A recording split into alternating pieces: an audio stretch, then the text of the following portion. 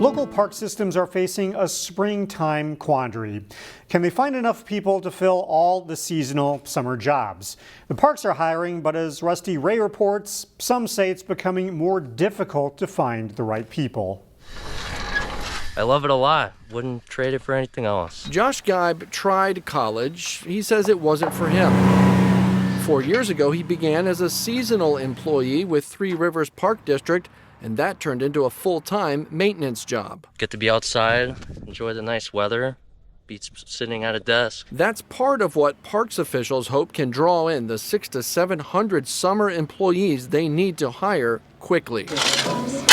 All of us Minnesotans, right, we love these months. We only get a handful of them every year, unfortunately. So go out, enjoy the parks, but also, you can come out here and work and enjoy the parks as well too. Earn some cash while still enjoying the great outdoors.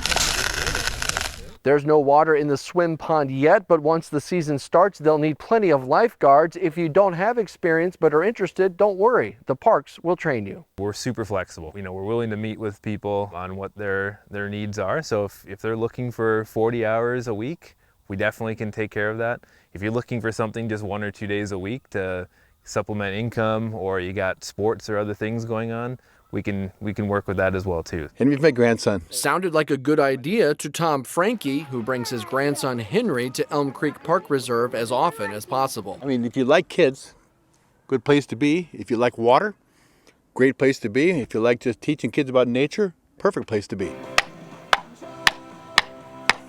A place to work, maybe for good, after one memorable season. In Maple Grove, Rusty Ray, CCX News. We've put a link to the Three Rivers Park District job site for this story at ccxmedia.org. Speaking of jobs, a woman-owned manufacturing business broke ground this past week on its new Brooklyn Park headquarters. We are just super excited to continue the legacy of this company.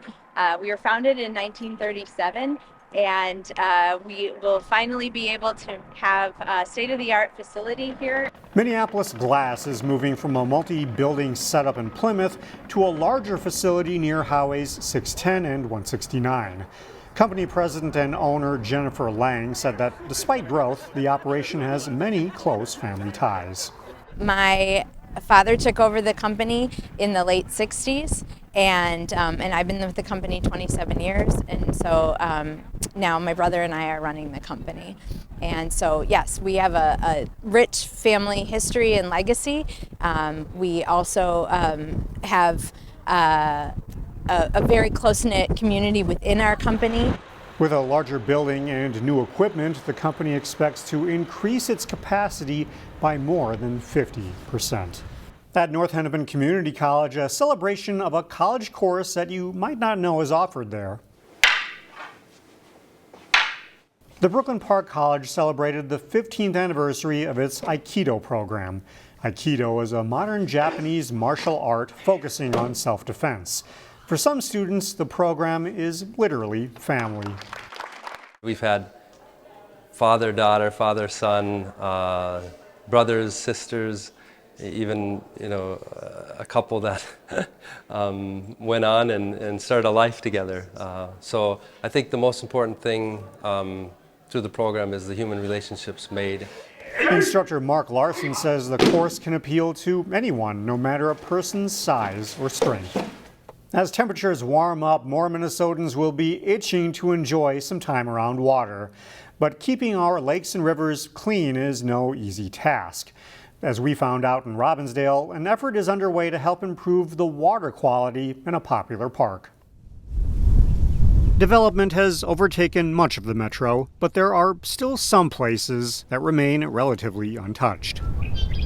This park space, it really is an asset to the community. We don't have many natural spaces in this community. Mike Sorensen is a water resources specialist with the city of Robbinsdale, and he's referring to Sochacki Park, a 62-acre urban oasis that extends into Golden Valley. This is one of those types of spaces where people can maybe disconnect from their cell phones and computers and come out and hear birds chirp, see animals, go for a walk, get some fresh air. Yet, like many other major environmental resources in the Twin Cities, the park has its fair share of challenges. A recent study found that the 3 ponds here at Sochacki Park have poor water quality.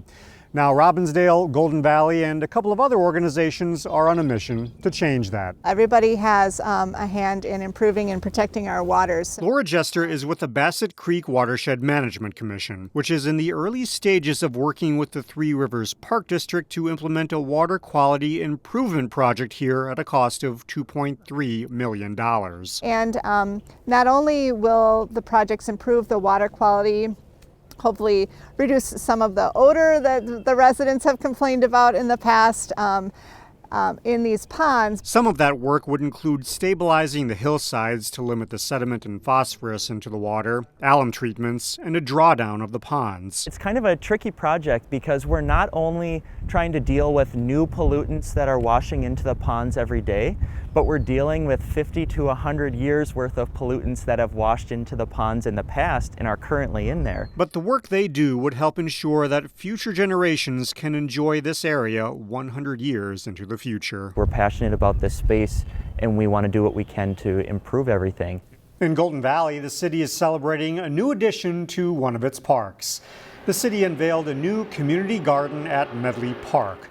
The garden includes 40 raised containers that area residents can sign up for. A lottery system will decide who gets them each year. The idea for a community garden first came up 4 years ago. The city came up with the concept using the tennis courts, since those courts needed significant repairs. Registered gardeners can start digging into their assigned plots later this month.